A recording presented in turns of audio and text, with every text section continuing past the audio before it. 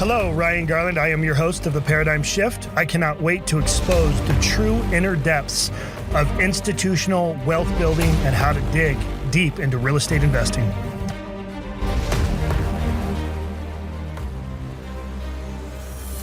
Hey everybody, Ryan Garland here, founder and chairman of Paradyme. Welcome to the Paradyme Shift. It is my honor today to introduce you to Brian Koons. Brian has a really cool background, not only from the military, and we're going to let him share a little bit of his story, but to really talk about ADUs. And I don't think I've ever met somebody who has gotten so involved in that product or that asset class. And I really want you guys, as some of my clients and investors, to get to know a little bit about him. And he's created a niche. He's been involved in over 500 projects. He's done his own ADU developments. He's exited it, come back to it. He's had a really cool experience and some scars from it, which is important because without growth, man, you got to get some scars, man. It's the only way to go, right? So, exactly. So Brian, thanks for joining me today. Dude, I'm so grateful to have, to be here. I'm excited to rap with you for a little bit and, share the love. Well, you drove 5 hours to get here. I woke up at 12:30 this morning because I had to hit the gym beforehand. Oh, dude. Lucky I haven't hit the gym yet. So it was mainly for the caffeine too, to get in, get some caffeine in for the drive. And it was, so I'm excited to be here, man. So what'd you think when you pulled up to the storage unit? I was blown away when I saw the gym from the get-go. I was just like, there's no way this dude has a gym inside of the unit itself. And then you just drove me, 30 seconds one way and you show me boats, and you drive me 30 seconds the other way. You say those are where the spaces to live are going to be above. Like, it's crazy, bro. It's good stuff to see, right? I've never even dreamed of something like this, right? And so to see it already exist is just like one of the craziest things. And it totally morphed. We went to a direction we didn't think it was going to. When the pandemic hit, I had office space. We had our winery. We had all kinds of other different asset classes, and obviously the pandemic really drove certain asset classes well, and then it also shut down like office, right? Retail got hit. Certain areas in the country got hit.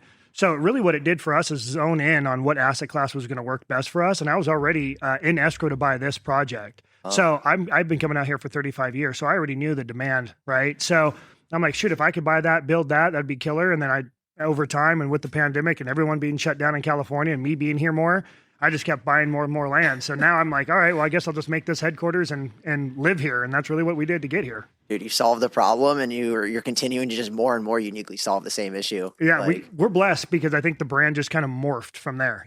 I think what happened is we just put all of our energy in one basket in essence, and it just took off, right? So we feel honored. We're blessed. I think that's so important to be able to just focus on one thing and get really, really undeniably good at that one thing. Yeah.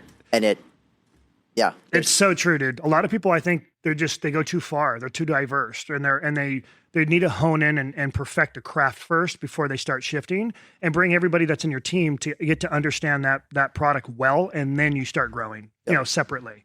But that's the one. That's funny you brought that up because I've been trying to preach that to my network, like, hey, pick a lane and do real well at it. And that's what it sounds like you did with your ADUs. Yeah. So let's talk about that. First and foremost, you served in the military. What branch? Marine Corps. And where were you stationed originally? Originally Virginia, and then North Carolina, and then San Diego, starting in 2019. And you fell in love with San Diego. Fell in love with San There's Diego. Nothing better than Southern California weather, and then San Diego.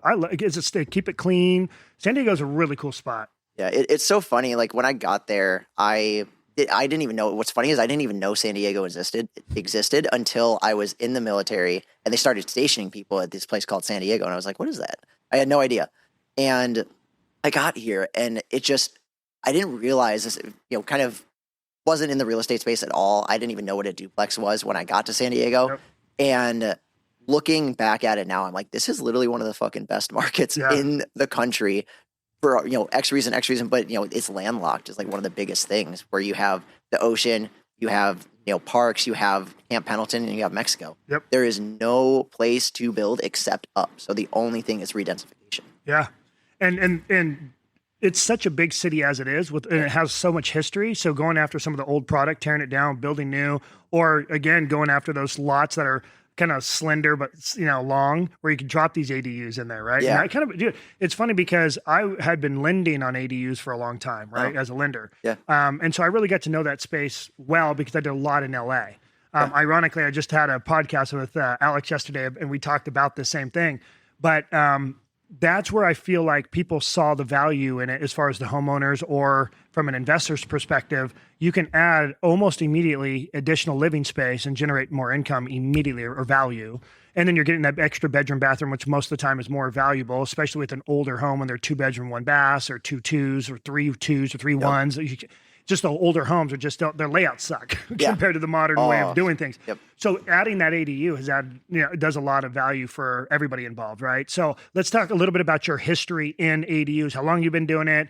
Tell me a little bit about the story too, how you got into it, because I thought that's impressive on how you got into it. Yeah. So started off, I was in the military at the time. I had moved to San Diego, so I was a drill instructor. And so when I came over there to be a drill instructor, they had somebody come and talk about the VA loan, because everyone moves from whatever place and they don't actually get stationed there until they actually pass drill instructor school, because there's such a high attrition rate. So he talks to the people while they're there and says, hey, once you pass, like when you're ready to buy a home, here's what you can do, your VA loan. And, he has his brokerage, he has his lending license. And so like there's a natural progression to, using him and whatever. Sure. But he had this one little piece that basically talked about house hacking, like how to make $100,000 in 3 years when you're stationed here, like tax, debt pay down and saving up, cash flowing or whatever. And he talks about renting out the other spaces. And I was like, that fucking makes sense. And so for me, I was still a sergeant at the time. So I didn't get the housing allowance. So it wasn't really in the playbook for me at the time. And then once I, actually became a drill instructor, it was, I was working 7 days a week, 20 to 24 hours a day. I got like one night a week that I got sent home until like 4 a.m. So there was no time to do anything. Yeah. But then COVID happened, and that was when interest rates dropped. A lot of things. Basically, I had read like 3 books in that time, and I was like, real estate makes sense eventually. Cool. COVID happened, and I went to a supplementary job to a drill instructor, which essentially was way less time. I was quarantining. I was in charge of taking care of all the recruits when they were quarantined before they actually went to boot camp. Got it. So I was like working at a hotel. Like as they were coming in, they go came through in, the quarantine of sit for 2 weeks, right? sit for 2 weeks, and then they can go to actual boot camp. So at that hotel, they needed a glorified babysitter. Yeah, so I was a glorified babysitter for a year, but that time was this time. So that was basically middle of April. They kicked us out, and it was immediately from there. Middle of April, they were like, you need to be out by the end of April. So we had 2 weeks to go find somewhere to live, because they needed our barracks rooms to actually quarantine those recruits. About 3 days in, they're like, actually, we need you out by the 23rd. So I had like a week to find a place to live. And I was like, I'm going to make a shit decision if I like just try and buy a house right now. So I ended up renting with somebody. And then about middle of May was when I was like, all right, I'm going to start like, doing this. And then early June, I was in escrow on a 4-plex with my VA loan. Interest rates, all these things. Like I didn't even understand what debt to income ratio was. So I ended up, long story short, I bought that. And then I had no leftover income to support buying another property, but I was like, let's go. This is amazing. Yeah. And bought some, ended up finding out through just meetups and things about this thing called ADUs. And the whole concept was like, you build it 300 a square foot, you sell it 700 a square foot. Right. I'm like, that math makes sense to me. Easy value add. Easy value add. Yep. And so I just through that just ended up meeting a couple partners who both wanted to get in the space. The one guy's dad was like, hey, my dad's a contractor. He's been doing this for a long time. He'll make sure we don't crash and burn. And we were all like, sick. So we met in November, and we were in escrow on this land in December. So we ended up buying 2 vacant lots. It had a house that got demoed. So there was already existing utilities and things. So vacant land, way better than raw land. And the month that we went into escrow was the same month that this program called the Bonus ADU program came out, which is a San Diego City specific thing that essentially allowed unlimited ADUs on any property within a set amount of space from a major public transit stop. Wow. And what that actually equated to an application at that time, I didn't really know what it was. We bought this land expecting to put 4 units on it. And just by me reading a bunch of stuff called municipal code for a month and a half and asking a bunch of questions to the city, we were able to double the unit count, make 8 units. And so that intrinsic just ability to do that paired with this timing in the market just blew my mind, right? Like I make the joke all the time. I felt like a Jehovah's Witness spreading the gospel of ADUs, because I was like, this is amazing. Why is everyone not doing this? Like, you just got to like read this like 2-page document and I, over time I learned that it's extremely complicated and there's a lot of layers to it and people don't want to spend the time doing it. Yeah. And that's why you have a nerd like me that wants to go and actually, figure it out. And that, timing in the market, I just, my brain blew up and I just figured out ways to get in other deals. So I used my owner occupied loan, but I had my partner co-sign because he made more money than I did. That was another development deal. And we just kept rolling it. And so that was kind of how I got into it, was that land. But we ended up selling that land before we even bought it. So we bought it for $420 with the intrinsic value we added from being able to double the unit count, and then COVID just doing what it did to values. We sold it for $1,050,000 like a year and a half later. Holy gee. And talk about a value add. Oh, the value add, and just what a way to get your ego so high up in the clouds where you're like, every deal is easy. Real estate, what are people talking? Like, I got this, bro. So we rolled that into 3 deals. 1031 exchange. 1031 exchange. Yep. So we basically kept half the land or half the money for holding costs and things like that. That wasn't taxed. Mm-hmm. And then the remaining we 1031 into 3 deals. And we leveraged as much as we possibly could. It was every penny. We had 20% seller finance on one of the deals. So we only had to come down with 10% on that. And then just hard money loans on everything. I'm like, interest rate. Like, it doesn't matter. Yeah. And we ended up just, a lot of learning lessons. We went to basically managing 13 units of renovation at the same time from managing land. And so just, I had no concept of that to begin with. And then I had no concept of the cash flow required for the holding costs. Yeah. Paired with, we had some issues with the lender because we had a code violation on one of the properties. So we got about $100,000 into renovation, and we were like ready for the first draw. And they're like, "Where's your permit, bud?" Yeah. And so just a whole bunch of learning lessons there. And so that was around the same time that I had gotten out of the military, and I started working at this company in San Diego that ended up being probably the largest ADU design firm in San Diego, and probably one of the largest. So they were designing and building ADUs? They were just designing. Okay. So they started design. Basically, the CEO, the founder, had his dad who wanted to do an ADU back in like 2018, 2019. Started the process. The architect was like, "Oh yeah, I'll draw this for you." And then he was like, "Oh, by the way, we need a soil study." And then, "Oh, hey, we actually need a structural engineer to get involved. That'll be $5,000, $3,000." And so they got like $20,000 in, submitted to the city, and then the city's like, "You can't build this here. Like, there's an issue with whatever it was, so you can't build it." So 6 months, $20,000 wasted. Yep. And so he just wanted to fix that. He was like, "I want to actually give people the tools that they need to understand what they're getting into from day one." Yeah. And so that was kind of, it was a very unique company. And that's why it grew so much, because it wasn't an architect who was just like, "Yeah, the industry standard, I'll draw it. And then I'm not going to tell you, I have no concept of finances. I have no concept of like how to, which is so true. Engineer. A lot of architects have no idea about the capital stack. Yeah, right. And so there's so they don't understand that. And the contractors generally don't tend to understand from the design side or from the financial side. They just say, "Oh yeah, like this is how much it costs to build." Mm-hmm. I have no idea if you can build it, right? Or if you can get it approved. Mm-hmm. And so this company was kind of this framed itself as this buffer bridge between the two. And so I started working there. Long story short, they had like 500 ADU projects while I was working there. I ran development for them. So I was basically the front end of every project. Anyone who came in had a deal. I'm the one who looked at it. I'm the one who underwrote it. I'm the one who determined feasibility on it, helped them determine the scope of work, and helped get them to what we believe was the best thesis of the project based on all the previous experience. Did you help them with the finance if they needed it? So that's something I got asked that a lot, right? How do you finance it? Like, how do I finance my ADU? And my easiest answer is buy a fucking good deal, right? Like, I have people who come to me with an owner-occupied loan who have put 2% or 3%, 5% or 0% down, and they're like, "I want to do 3 units in the backyard or 2 units," and it's basically the cost to build because I want to build it on a hillside and build above the garage because I want to keep the garage and stuff. They're like, "How do I finance it?" I'm like, you get more equity in the deal by either building a better product or having a house that has existing equity, renovating the existing house. And so we had partners and that do the have a brokerage or have different partners. Kind of like a second mortgage kind of thing. Yeah. But it's so hard where it's like if you have a quality deal to begin with, it's so easy to find financing. How much were these units typically cost? I mean, a 1-bedroom, a lot of them were like 400 to 450 square feet, probably between 130 and 160. Really? So yeah, they're not cheap. Like out there, I mean, you're building right now. Like I just got 4 bids for 3 projects. Yeah. Every one of them came in between like 350 and 400. Well, that's inflation. Cost of construction right now is insane. Yeah. The main thing is labor, honestly, out there. And because they're realizing that ADUs are so rampant, they've somewhat monopolized in a way. Yep. And ever since COVID, right? Like that's when it shot up. When we bought that land, we were expecting to build at 200 a square foot.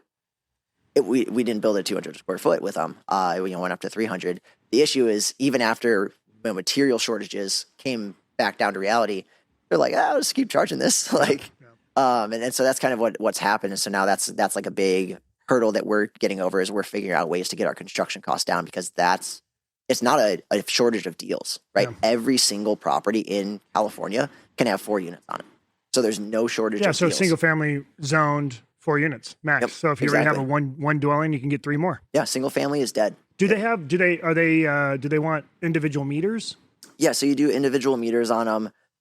There's nuances of some of them could be attached, some of them have to be detached, but by on the right property, you can leverage it the right way and get 4 units, and every unit is an independent living facility. And everything's a little different. So setbacks and property lines, all that has to be considered. So everything's unique. You just have to kind of look at what you have to work with and just work around it, kind of thing. Yep. Yeah, exactly. And that was where my special sauce was I was the one who helped you, what are the setbacks? How high can you build? What are all of these little nuances to be able to plug and play? And that's it started right when I bought that land, because I'm like, oh, if we do this thing with the code and then we leverage this little piece, then we do this thing with the building and then do this after, it was just, it's a game. It's a puzzle. Yeah. It's so fun. So let's talk about, because I know this is going to be a little awkward, but I'm going to pull it out of you. So talk about the story, how you had a partner that was going through a divorce and you guys were trying to refinance the building. Yes. So with this, which is the project you were just talking about, what was it, 11 units? Yeah. So this one's 11. We're almost done with construction now.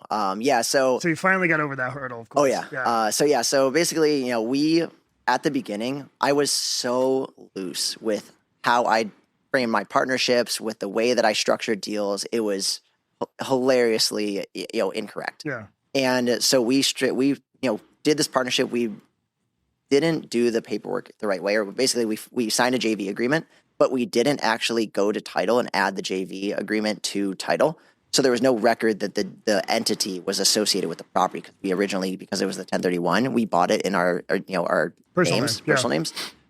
So because of that, the wife in the divorce was able to. This is your partner. My partner, yes. And so the wife, we needed her permission in order to basically have a set. I can't remember the exact terminology, but basically have a transfer of ownership. Was it a tenant in common or a TIC? It was just, yeah. It was. So you had a tenant in common. Yep. Yeah, on title. Got it. Yep. So he and you were both on title. It was 3 of us. Yeah. Got it. Okay. So we were going through this process. There was a lot of stuff going on, and so we essentially were not able to refinance till we got her permission. We were not getting her permission. Yeah. There was questions that she had, and just there was inability to make a decision on those questions.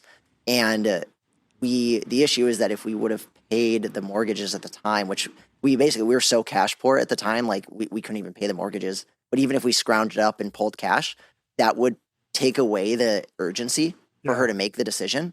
So it was this ticking time bomb. Exactly. Yeah. So we went all the way through to where I literally hired a lawyer in Idaho and had to basically sue her to make a decision, or to intervene in the divorce to take that asset and make a decision on what to do with it. Yeah.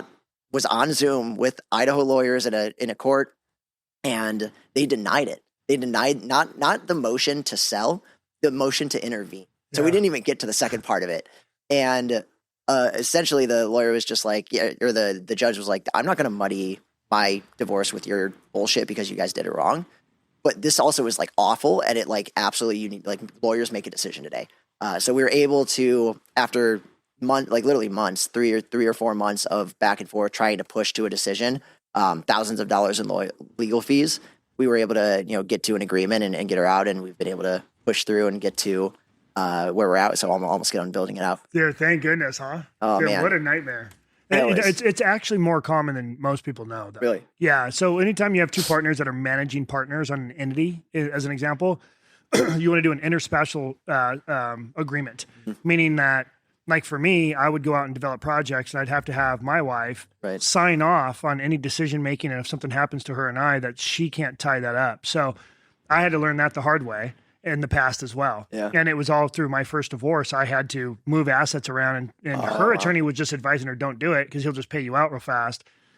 And it's not like I could, because I didn't have the liquidity. I had to do something with these assets to be able to give her the freedom that she needed, or the cash that she needed. So it was really rough. Thank God I didn't have any partners at the time. It was just kind of my own stuff. But man, I learned the hard way for that. And what's crazy is the larger investors and check writers, they typically have attorneys. And if they're seasoned real estate attorneys, they're going to bring that up in the beginning of the partnership. Like, hey, are you married? Have you been married? Have you gone through this? Like, they want to know certain things so they can structure the contract appropriately. And then they usually go into the interspousal conversation. It's like standard process now, Right. Yeah. you know, in these JV contracts. So it's kind of wild, man, how you never think you have to think of that way. Yep. You know, he's like, this is me and the partner, and that's you guys. Yeah. How does she have it? Just whatever you're going through, how the hell is that supposed to have any type of impact on the project that we both have partnerships on? Right. And it's funny because like when we did it, we probably did it just because we were like, oh, we're going to save the, $500 to get the lawyer to draft it, where now it cost me like, $20,000 a month in float and holding costs for 4 months. It cost me probably $10,000 in legal fees. It cost me the lost rents from the project, which are about, $30,000 in rents a month, 4 months. So, it's cost me $250,000 just on that one mistake on that project. Just one thing. Crazy. Over something has nothing to do with you. Yeah. And it's something, unless you ask the question, you just don't even think about it. So I had been really involved in like Beverly Hills and like funding a lot of those properties that you see in like $1 million listing and so forth. We were getting to a point when we would fund the construction loan, we would look at their pro forma and make sure that they have like $250,000, $300,000 in legal fees, because what's very popular out there is your neighbors sue you. Oh, yeah. So if you have your construction trucks or you're too loud or this or materials out there, it's not clean, or the street had this or whatever, dude, your neighbors sue you constantly. And these attorneys do it on contingency. Yep. So you're constantly settling out with your neighbors. In fact, one of our developments, it was a 4-year play. It was a big house on the side of a hill, the whole 9 yards. That the neighbor sued him 3 separate times. And dude, he paid out like $500,000 just to get this guy to go away. That's Isn't that crazy? You can tank properties that way. So now, depending on where you're building and the culture of the area, you literally have to put legal fees and for lawsuits into your pro forma and budget it. It's so funny you mentioned that. My partner has another project with some other guys, buddies of his, and it's in a very nice neighborhood in San Diego. Right. And they're building 9 ADUs on it. Wow. So very unhappy neighbors. Sure. And they're doing that right now. They have tried to shut down the project since day one. They're building right now, and they're actively suing them. One of the things they're suing them for is the added carbon emissions from more cars in the neighborhood. I don't know if you've ever seen that. Gracious, but yeah, crazy. These attorneys make money, dude. The only people that make money are the attorneys. Lawyers. Dude. Oh, I learned that during the divorce. How can someone sue you for the emissions? But they do, and they take it on. Like, that should be a frivolous lawsuit. You know what I mean? But what attorney are you going to find to sue another attorney? It's like a cop pulling over another cop and giving them a ticket. Like, you just don't do it. Right. So a lot of attorneys, it's just frowned upon to sue other attorneys for malpractice. You have to find a malpractice attorney that simply does not care and is willing to go after attorneys like that. But like, what grounds? Like, is there any legal codes about suing somebody for admissions? Like, come on, dude. No, it's crazy. And on these projects they're ministerial, right? So they're by right, and they just keep trying to fight it, and like, what a nightmare, man. Yeah. So it's funny because we do that too. Most of our legal fees out here, we don't have to deal with it because this is still kind of like the good old boy area. We don't really have. I mean, look at my neighbors. Right. Now I'm one of my own neighbors. You're your neighbor, I'm my own neighbor. So out here I get a lot more flexibility. So we don't have that type of legal. We have legal, but it's more for just contracts and so forth. It's not any litigation legal buried into our pro forma. But there is something in there. If God forbid something happens, we do have a little bit of playroom. But man, it's crazy kind of how the world works. It's really bad. Yeah. So thank God you got through that though. Oh, and learning lessons and, like you said, battle scars, like that was just like one that had nothing to do with the property.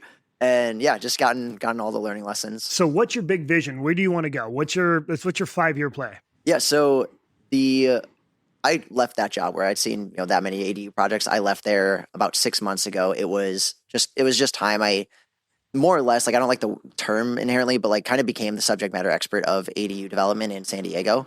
And I love doing my own developments. And so what I do now is that we're working on creating and really diving into this development company. So we have about 40 units in the pipeline right now. Rad. And just, it's funny because of the volume we saw, and because of the volume and strategically partnering with my partner on this company, we have bandwidth, and it's cool. It's a fun problem to solve because it's like, there's so many deals. If you find the right money and you find the right way to structure the deals, like I said, every single family home is a 4-unit or can be a 4-unit as long as the lot fits. Like, single family is dead. And so it's a matter of solving those little issues and those structuring things, and then just finding the capital to do the projects, because it's such a great pocket. I would almost bet that right now a lot of guys like you are getting pretty bullish because rates are coming down, homes are coming down in some cases. I have a house that I listed in Marietta, and I just dropped the price to move it, not by a lot, but a little bit, right? And I'm at a point where I don't necessarily need to, but if I want to get it off my balance sheet, I can, and I'll just drop the price a little bit. So you're seeing, price reductions across the board. And I think if you were to find additional value by just doing like a square footage play, you're doing really well. And if you could find, maybe an older home that had a 3-bedroom, 1-bath house, and now you're adding an extra bedroom bathroom, that's a big deal. Yeah, we literally just did that. We bought one in September. We turned the 2-1 into a 3-2. And we're doing a big 1,200 square foot ADU, which is almost unheard of. Yeah, that's big. In San Diego. God forbid somebody built something above 400 square feet. Yeah. It's basically almost as big as this garage here. Yeah. And so it'll be 1,200 with a garage underneath. Yep. And, oh, wow. And so, we're doing it because they actually just legalized the condoization of So ADUs. You're not doing 1-stories, you're doing also 2-story ADUs? Yeah. I have the 11 units, a 3-story build. Really? Yep. Good for you. 3-story products is hard to deal with. They're crazy. People don't understand how hard 3-stories are. Yeah. I have a 3-story apartments I'm finishing right now in San Antonio. We did stuff in Denver, all 3-story townhomes, shared wall. That was rough. And then our barn caves are all 3 stories. So we have a big garage like this, and then we have 2 stories above it of residential, right? So our living space. It's 3-story products is different. It's a niche in itself. People don't know. They're like, oh, it's a 1-story, 2-story. That's a little bit of a difference. 3-story, it's a whole nother level of engineering. It's so weird. It's so interesting how it changes so drastically with just the extra story. But yeah, it totally changes. You need soil. That's where you're like you soil studies. Oh yeah. And just everyone starts to get involved and ask more questions. The city, everything else. So once you start going vertical, people want to know. Yep. Especially a 3-story product, and depending on what you have around you. If you don't have a lot of other 3-story product around you, you have some headwinds to get the approvals. If you have a lot of stuff around you that there is 3-story or even 4-story, and you're doing a 3-story product, sweet. Like one of the big movements, like in Long Beach, I did a lot of loans in Long Beach, where guys would buy like a 2-1 that's an old house, but it had a huge lot where you could build a 6-unit or a 5-unit or even a beautiful 4-unit. And they would tear it down and they would buy it for pick a number, $800 to $1 million. They'd tear it down. They would put $2 million into it, but they'd sell it for $4.5, $5 million. They're making coin. But it'd take them a long time because the approval's just in that area. But it was nice because there was already other product that is very similar, new, built, CO'd, sold. So we had a lot of comps. But that's a big deal right now. Especially LA, high dense areas, San Diego. I mean, we do stuff in Nashville, pretty much anything that's more of a primary market that you have the ability to find old homes and do that. It's booming right now. Yeah. And that's really the only way to do it. Again, square footage. And that's why builders are doing so well. Did you see Warren Buffett just invested $800 million into D.R. Horton and Lennar? Yeah, it's crazy. Bro, he moved into treasuries and I think he had $286 billion. He pulled out of stocks, stuck it into, in essence, JP Morgan, generating 5%, right? Waited to see where the world was going to go, and then boom, dumped a bunch of money into a home builders. Right. Yeah, it's this missing middle, right? It's the middle market, multifamily, so small urban infill, and like I said, being able to just look at any property in California and being like, yep, you can do this, and add the square footage, add the density to it. There's an unreal opportunity. Yeah. And I know there's a couple lenders out in San Diego. I forgot the guys' names, but they were literally focusing on financing people who wanted to add ADUs to the property. So like it's a movement. Yeah, there's definitely more capital coming into the space as partially, they realizing that a lot of people have these low interest rate loans or they're kind of locked into what they have. But an ADU just adds cash flow. It adds equity. There's no reason not to do it, but they don't want to get rid of that first loan. So there's more strategic seconds that are coming into play. Yep.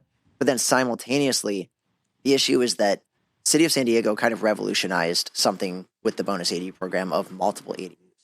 Banks didn't understand that, and so they didn't have good financing products for it. You're only playing with the SER at the end of the day.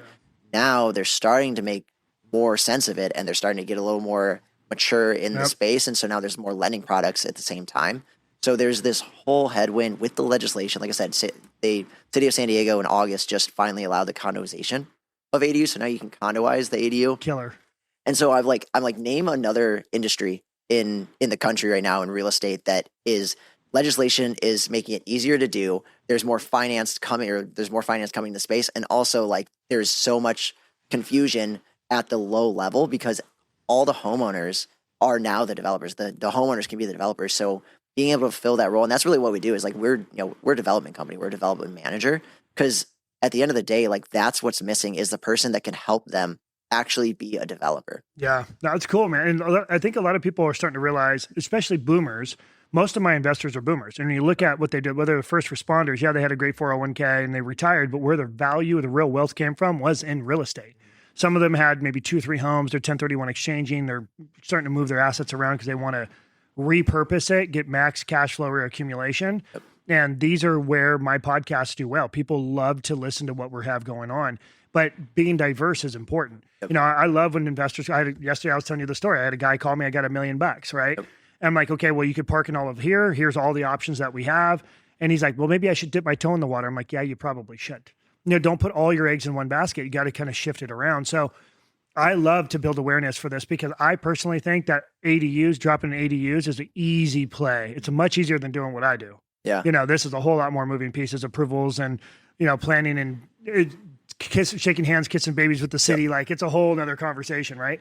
But ADUs are great because again, it's a quick value. It's like flipping homes. Yep. It's just a unique way of flipping a home. It is. And the cool thing with the ADU play is, you know, when we started with this, especially with this bonus ADU thing, it was, you could do so many units. You could do, you know, 10, 15. There's somebody trying to do 126 ADUs on a property. And it's cool, but it takes longer. Yeah. Where I've kind of shifted my model to, like I said, the cash flow on paper is not as good, but the product so much better. And so doing these small single family duplex, add 2-3 units to it, ending up generally between like 4 and maybe 8 units max. It's so much quicker. I'm in and out, and you know, right now I'd say, you know, we're estimating 18. We're going to hit 12 on most of the projects. So are you guys building them from scratch, or are they basically buildings that are coming and you're dropping them down? We're building them on site most of the time. So most of them are custom builds. Obviously, there's a couple of people that have done these prefabs on a couple of them. Most of the time, those don't make sense because the value reduction from not being able to customize it in the right way. Right. And also the multiple stories on it, because prefabricated, you can only do one story. It doesn't have the intrinsic value. It doesn't connect with the house. Yeah. And so it makes more sense to build custom. It costs more, but you can get more square footage. You can get a better product at the end of the day. Where there are certain neighborhoods, generally lower rent with these larger lots, not as high density, that actually do make a hell of a lot of sense for these. And so if you can find the right lot in the lower, you know, income neighborhoods, that large flat lot, and then just stack, you know, multiple, kind of do that cottage style, the ones that I've seen my buddies do, rushed. So like that's a whole play in itself. So, you know, and it's probably even better if you're able to do 2 or 3 ADUs on one shot, because you're tying into the same sewer line and water lines 100%. And it's a little bit, so that's what builders do, right? Yep. Home builders, they just build multiple homes and tie into the same lines. Exactly. So you actually definitely make more money because you're adding more square footage. But if you look at it, it's cheaper to build, you know, 2 or 3 on a lot. Yeah. Well, exactly. And so, you know, when you think of things like water lines and the just solar and things like that, by building more units, you will get a lower cost per square foot inherently, because you're still only doing one water line upgrade, whether you 1 unit or 3. Right. And those costs are crazy compared to the cost to build. And that's one of the things when, you know, somebody asks, oh, what's your cost to build per square foot? I'm like, how about we figure out what you're actually building? Because all of those things can shift depending on what you're trying to build. And so, the model is building, you know, a few units on a property in a very tasteful way, not just shoving them in like sardines just because you can, building a good product. And 5-10 years from now, like that's my play. And that's where I'm bullish right now, is not these multifamilies where cash flow is killer. It's these small single family neighborhoods that you're building a couple units and you've now monopolized a product. And there's parking everywhere because it's not as dense. Like, you don't have to worry about any of those problems. Well, and if let's say you're somebody maybe struggling a little bit, and you have a little bit of coin in maybe your IRA or 401k, you can liquidate that, build an ADU, generate some additional cash to cover your overhead on your own mortgage. That's why so many people love fourplexes or, you know, triplexes, is you can buy one, live in one, rent out the other units, and get enough cash flow to cover your own overhead. Yeah. You know, so it's I bet you that's a really common practice right now. Yeah, and exactly. The biggest thing is, you know, ADUs and development as a whole, it's expensive, time consuming, and confusing, right? So a lot of people, they don't know. I mean, I think there's like 56% of people who don't even start the project based on a study in Seattle that they asked, because they just are confused. They don't even know where to start. And then from this point of, I've decided to put in a permit and go through that headache and that process, over 40% of those don't actually get built. And it's because either they built the wrong product so they can't get it financed, or they can't figure out how to do the construction. Like there's so many pieces to it. Yeah. And all the way down to like who you're going to use as your GC. Like that's a whole nother stress in itself. Like, are they good guys? Have they done this before? What's their labor base look like? What trades are they going to outsource? Yep. What trades do they have in house? That's usually another pain point, if you will, right? Have you had bad contractors in the past? Oh yeah. Okay. I've had my experiences. That same time we went from the land to 13 units of renovation. It wasn't all the contractor's fault. We managed poorly. We were managing cash flow, not the project. So it was just, we weren't paying them on time because cash was tight. And there were so many things going wrong. But there was a level of craftsmanship that was not where it needed to be. Yeah. And so, just had a lot of rough times there. And then, a couple other projects. And so you started to learn how to manage these guys. Sure. What I've actually learned is my best partners are contractors. My skill set is putting the deal together, building the right product, making sure that what we're doing is actually going to be a fucking good product at the end of the day. Yeah. And then taking it through permitting. Like permit is like my secret sauce. Like getting it to the permit. That's where that's my superpower from day one to there. And so what I found is like my partner on the development company, he is probably the best contractor I found in San Diego. And he's on multiple other projects with other partners and all developers, not just the guy who needs to hire a contractor, because they see he's a fucking good project manager. He gets it. Yeah. And so that's where I've kind of found my skill set was, the first half, find the partner who's good on the second half. And all of a sudden you have probably one of the most solid, most experienced development teams for small urban infill development in San Diego. I love it, dude. So, especially focused on ADUs. You're strategically positioned yourself on a product that makes sense that Yep. And that's another thing to give you, a lot of recognition on is establishing a relationship with the city and getting through permits. That's another language in itself. And now you're probably submitting more permits for ADUs than anybody else in the city. So as you're submitting permits and seeing your name go over, they're like, there he is, Brian Koons has come back through on another project. That's what was happening for us.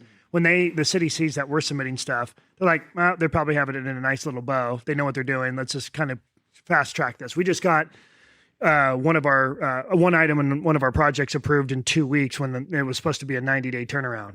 So I think they're just realizing, no, these guys are pushing and they're doing it well. So we've gotten lucky there too. But it took time to establish that and earn the trust. Yeah. So kudos to you. Thank you. Yeah, it's something where I think the more you get the reps in with a specific spot, the more that they're going to recognize you, but the more that you're going to recognize how to work with them. Yeah. I think that that's a very undervalued thing is, I get asked all the time, how to, literally I just got asked, how do you pay school fees? And it's like, they've been sitting on that for a week at the end of their project because they just don't even know where to ask and figure it out. I'm like, oh, you have to go. And it's like they're only open Mondays and Wednesdays at this time, and you have to go and bring a check. And it's like a super just wild way to do it. But it's these little nuances, hey, when you're submitting to the city, here's how you check where you're at. So the day that it comes back from the city, you can go hit up your architect and be like, hey, it's back from the city. Let's get working on it. Yeah. Or red lines. Let's get that thing cooking. Exactly. Yeah. And so, so that's a big piece is, when I just getting so many reps in the same city, all these little leverage points to push and I call it pushing the project forward rather than just going through permitting, because no one cares about your project as much as you do. So your architect doesn't give a shit. He's got the 3 other developers yelling at him to push their projects through. So it's you have to be the squeaky wheel strategically, not to make, to annoy them, but to hold them accountable. Just consistency. And I joke, being a developer is 90% emails. It's babysitting. It's 100%. It's babysitting, and you're just trying to keep that needle moving, but not piss anybody off at the same time. Exactly. Yeah. It's the level of emotional intelligence and psychology that goes into it is I very understated as a developer because you can burn a bridge real quick because inherently designers, architects, pretty much every single person is never going to make a deadline the actual day that you think they're going to make the deadline. So you can either be mad about it or say hey, here's how we need to fix this. Let's work on it together. And if you say it wrong, they probably have other projects or other people that want to develop with them because there's so much development going on right now. Absolutely. All right. So I have a question for you. What is the biggest lesson and the hardest lesson you've learned so far in the real estate space? ADUs, selling, dealing with contractors. What's the worst? The worst. What's the worst thing that's happened to you so far in your real estate venture? The worst thing was thinking that I had it figured out before I did. So I've been very much a person that just dives in head first, builds the parachute on the way down. Like literally from I'm going to buy real estate to like I bought a $1.2 million property was 2 weeks. So and same with land. I'm going to buy land November, in December we're in escrow. So it's like I'll fucking move, right? Yeah. But to think that, you move intentionally, get the right team around you. If you like don't go big, but get the right team around you to make sure that when you're going, and you can give up equity to do it. I think that that's where a lot of people stay small, is because they want the biggest piece of the pie, right? Where like you said it, we were talking about before. I've done it on. I have so many. I have probably too many partnerships at this point, but I have so many partnerships because I know that it's okay to give up a part of it to make sure that it gets executed well. Right. And that's something that I'm happy I've done, but also I think where some of the biggest mistakes were that I didn't bring in the right people for the right pieces. Yeah, I've been down that road, dude. I can tell you till I'm blue in the face. I've had, so a lot of my relationships, partners, employees, it's 19-1 turnover. So I usually have to kiss 19 frogs to find my prince, bro. Is really what's going on. Yeah. So bringing, and, especially with my firm, I am not a normal employer. You'll get like the most best friend in the world, but then there's like massive amount of respect that I require. And I also require that you're going to work to my level. And it's hard because in reality, no one's going to work as hard as I will for my own company. But I want people to take pride and ownership, because if they do, they get a position within this company that gives them equity. It's almost like we're literally in the same boat with the same row. Here's your lane, stay in it, go hard. My lane is over here, I'll go hard, and we're equally yoked. But you have to operate at my level, and it's not because I demand it. It's what the world demands. This is what it's going to take. So it takes a lot of that emotion out of it, right? Having good partners can make or break you. Could be the same thing in marriages, could be in dating. It's just the way it goes across the board. It's really hard to find people that have integrity. And when they say they're going to do something, they do it, but it's true. If you can have the right partners, you can scale and you can go big. That's why we brought on the executive team that we have. These guys have a track record and background, and they're pulling their weight on certain departments, and it's allowing us to get to where we are today. Yeah. So I tell everybody, yes, I'm a visionary and I have a lot of relationships and I deal with the acquisitions and, legal and fund structure and capital structure and raise capital, the whole thing. But once I get it to a point where we're in escrow, now I offload it to my team and go, okay, guys, it's go time. Yep. And our marketing's on a whole nother level. So that alone is like its own problem child. Then it's bringing everybody up to par to understand what we're trying to do. So now the amount of coaching internally goes through the roof, right? Because I never want to bring people in until we know what we're doing. Yep. Otherwise, I thought we were doing this. Yeah, well, it shifted. Oh, well, wait, shit, it shifted again. So until I know exactly our direction, we got our engineers, architects, all the fun stuff kind of circled the wagon. Then we know exactly what our direction is. And okay, team, we got it. Here's what we're doing. Well, let's go, right? And when you're able to articulate something and you have enough homework done, everybody's bought in. They see it too. And when they see the vision and they're bought in, it'll do well. So having good partners is absolutely key for me, man, and for you. Yeah, it's been one of the biggest realizations is getting the right guys in the room. Like everyone hears it, the who, not how, but it's like tangibly, I think you're saying it is you have to find people that do what they say they're going to do, have a track record of that, and aren't the same as you either. Like that's, I think one of the biggest things is I have found people that just have other skill sets. They want, like my partner, he's an engineer by trade. He is so much different in how he thinks than me. Dry personality, barely laughs, that kind of guy. Oh my God. It's comical. But it is so like all of our conversations are just so, they move forward everything so much faster because I think it just, we build off each other in such a good way. And I think that's one of the biggest things. Don't find your buddy per se, find, the person that's going to, work with you and complement you. It's the best when you do find the right people. It's because they become family. A lot of times we talk about it, internally is we spend more time with each other than we typically do our own family. Yep. So you kind of have to genuinely like each other. Yep. And then if everyone's doing their job, you really love each other because everyone's making money together. That's when you're really loving each other, right? Exactly. So, okay. So let's kind of wrap it up from here. So you guys are expanding your ADU vision. Yep. And right now you're looking to raise capital. Yep. You haven't opened up a fund yet, but that's your kind of your next play. So you've had what, 1-2 investors per deal? Yeah, it's been scrappy. We've gotten, we generally have been raising, $250,000 on a deal. Which isn't much. Isn't so you much. really don't need a fund. No, deal by deal basis. If somebody understands the product, they understand the returns. Like I said, the products are there, and the real value is that we know how to execute them really, really fucking well. And that's the most exciting part. And so, it's just finding the right capital for the deals that believe in the product. Right. And we're ripping them. So rule of thumb, when you're opening up a fund or you're raising capital, you typically you don't want more than 7 investors involved into one project or on one LLC without having a fund. That's kind of legality, but rule of thumb. Yep. Now that you're scaling, the only way to scale is go get more money. Right. So therefore, protecting you and the investors by having a fund is important, because really a fund is to protect you and individual investors that are in the fund from other investors going rogue.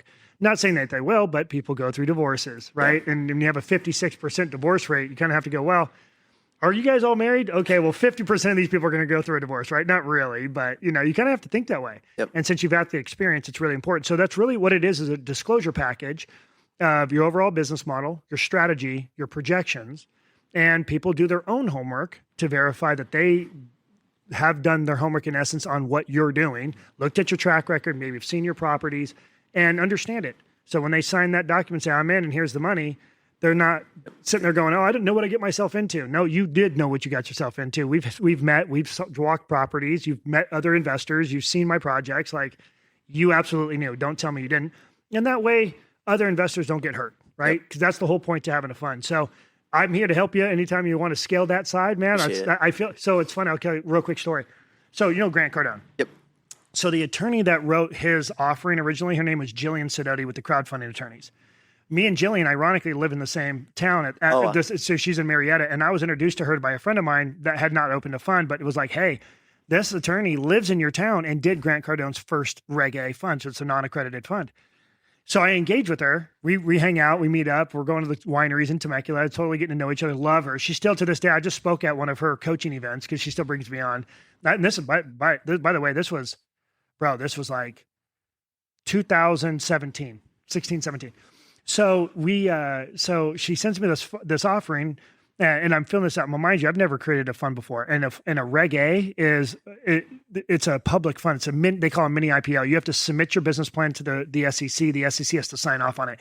So it's not a PPM or private placement memorandum. This isn't a 506C Reg D accredited investors only. I can go after anybody basically. Right. So she sends me all this questionnaire, and I'm filling all this stuff out. And I'm like, I have no idea what the hell we're doing. I have no clue, right? Well, I was having a really hard time getting her to go back and forth with me on strategy, and she's getting tired of my shit because I'm like, I want to try this. Okay, I want to add this. Okay, well, this is how big my portfolio is. And she's basically trying to tell me, do one thing and one thing good when you do a fund. Don't try to be too diverse and open it up to everybody to invest in just all these different assets. Like hone in on one asset class. So I said, well, I kind of go back and forth. She's like, I'm going to send you Grant Cardone's fund. Mind you, it's public, but I'm going to send you Grant Cardone's fund. I want you to read it. So I read it and I was like, you know what? I'm going to write my own fund. I literally wrote my first fund. Oh my Yeah. gosh. I sat it's funny because my son at the time, so I had 3 kids. My youngest son at the time had like one of those little, like, put your feet in the chair. He was like 2. Put your feet in it has like your little food tray in the front and it's on wheels and you kind of reel around the house. So he's not quite walking. Yep. Well, he was walking, but not fast yet. And so he was going around the island. I sat at the island for 14 hours one day straight, like on a Saturday with all the kids going crazy in and out of the house. And I just buckled down and I literally drafted my very first fund. And this was before ChatGPT. Oh, by far, dude. And I don't even think I Googled anything at that time, dude. So I literally read Grant Cardone's fund because he raised hundreds of millions of dollars by this point. So I read his first fund and I literally catered and drafted my fund to his fund, but with certain verbiage. And I adjusted he was more in apartments. I was doing other stuff. So, but I understood the flow of what they're trying to create. So yeah, I ended up writing my very first fund and my securities attorney, like, that's impressive. We had 1 round of comments and then I got approved right after that. And it took her and I originally like 8 months. And she's like, Ryan, you keep changing your mind. And that's why comments keep coming back. So I was like, all right, give me something. Cause I couldn't understand what she's trying to tell me. So I was like, give me a fund. She's like, here's Grant Cardone's fund, read it, and then get to know absolutely every inch of this thing. It was 180 pages. Yep. And when you're done, let me know. So I think I wrote probably about 100 of those pages because most of it's just kind of copy and paste disclosures. But yeah, I ended up running my first fund and opening up my own first fund and writing it. That's so funny because you like just described something that I think is incredibly understated, is that being able to know what the leverage point is for your time is more important than anything else. Like, so for you, it was reading all that and just doing it yourself, right? Like for me, I realized like I didn't have money. I didn't have any stuff. I just read municipal code all day. Like I just read this. But that's where you found the bodies, man. You're able to find, and then you created a model around it. Right. And you create value very quickly. And yeah, a niche. And a niche. And I love that. I love the fact that you're able to synthesize that and just get it done. And it's like, it's the bootstrap. It's the thing that no one wants to do, but it is 99% of the time, it's the thing that will move things forward. It'll add the most value. I realize that the less I understand it, the longer it takes for me to get the job done. So a lot of times I'll just buckle down and go, okay, how do I understand what I'm trying to accomplish, right? Or understand what new venture I'm trying to get into. And I try to go, meet the right people. Books, which you nailed it. You said you read 3 books before you got into real estate. Yep. I love that, man. A lot of people I don't know why they don't do that more often. If you could find a couple really good operators that have also written a book, so like I'm on my second book. Wow. And the first book was really, actually I launched it right in the middle of the pandemic. I think I released it like middle of 21. So I was writing it before, and then I shifted it with the pandemic and all the PPP loans and money getting pumped in, and how politically and things changed so quickly from how politics really made an impact on a lot of different stuff. And how did that correlate to real estate and then investing and making the right decisions and investments? I started showing the level of transparency that operators need to have for their investors, and really kind of how to create the, I would say, the vision of what you see and how other investors can see and understand what you're trying to do.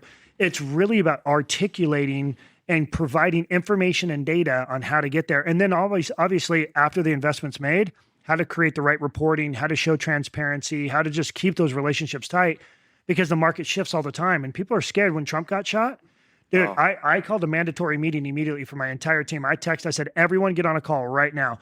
Because I was like, we need to tell you what's going to happen. For about a week, dude, my investors were blowing me up. Like, what's that mean? What's this going to do? What do you see? What do you know? And so I ended up releasing statements. So it really sucked because I didn't want to lean onto the political side, but I had to explain to people what I think is going to happen. And my first book, I literally predicted exactly what was going to happen in the real estate market. And that's why I'm writing a second book, because I was so right on the first one. That's why a lot of my investors are like, dude, how did you see that? I'm like, it's a gut. Like, the writing's on the wall though too, right? Yeah. You have everybody, cost of stuff in California is going through the roof. Politics suck. Yes, people are going to migrate. Baby boomers, are getting older and getting more frail. And healthcare is the fastest growing industry because boomers that's the largest generation. They're getting older. They need healthcare. It's not rocket science. You look at lifestyle, right? RVs, boats, they're selling like crazy, not just from boomers, but multi-generational. You look at, the way the world's working with Instagram, like it's not rocket science. And tell people, this is how it works. And if you could paint that picture of why it works, your investors are like, I'm in, because it makes sense to them too. Yeah. I'm like, have you ever been to Havasu? Oh yeah. Do you know how big boating is here? Yeah. Great. You want to write a check? Because people need storage. It's like just that simple. Yep. But really the idea is just to be able to articulate exactly what you're doing, show a business model, proof of concept. That track record's everything. Yep. And being honest. That's why I love that I brought that out of you here, is to tell people what you've done wrong, because no one really believes all the pretty mask, dude. Yep. You got to bring that down, because your investors have gotten kicked in the teeth as well, personally, in life. It's the relationship game. They're going to invest into you, not necessarily the deal. Yes, the track record's there, but it's you that matters. They're going to invest into you, and they're going to believe that you know how to operate, because without you, it's not going to work, right? That's why when you get bigger and bigger and bigger, and we'll talk about this later, key man insurance, how to create an insurance policy off your management fees. So if something happens to you, like you die, when you get larger check writers, their attorneys are going to get involved. Yep. And they're going to ask you, well, who's the face? Yeah. Who's in line if you were to die? And it's funny, because I've had that obviously in the past, how I learned. I'm like, I'm not going to die. And they're like, okay, you're even dumber for saying that. You could get in an accident today after this phone call and die. And then what's going to happen to my 3 or 4 million I've invested? And I started thinking of that, going like, yeah, man, we need to be more institutionally structured to go after those larger check writers. But even it protects the smaller check writers. It protects everybody involved. So through time and trial and error, we've gotten to where we are today, but we didn't get here by, soft knocks. We got here through hard knocks. You had to learn the hard way. A lot of people saying, no, you're not ready for this. I have a lot of money, but I don't trust you guys yet. Whatever the case may be, you need a bigger track record. You got to keep going. So I would say if you're at $200,000, $250,000, $300,000, dude, investors can write a check for 50 grand, get in, dip their toe in the water, see how you do. And if you're doubling their money or whatever the case may be, they can go harder and harder and harder with you. But it's great for accumulation. Yeah. And if they have an IRA, which is, I'd say 60% of our clients are investing through IRAs, dude, that's a good target market for you. Noted. Because that money will just come out of their IRA. And then once it comes back with profit, it's tax-free. It's until they take that money out personally is when they get taxed, right? Yeah. So they can roll with you and stick with you for 5 years, 10 years, and you can make them tons of money. They started off with 50 grand. Now they got $250,000, $300,000, $500,000 with you.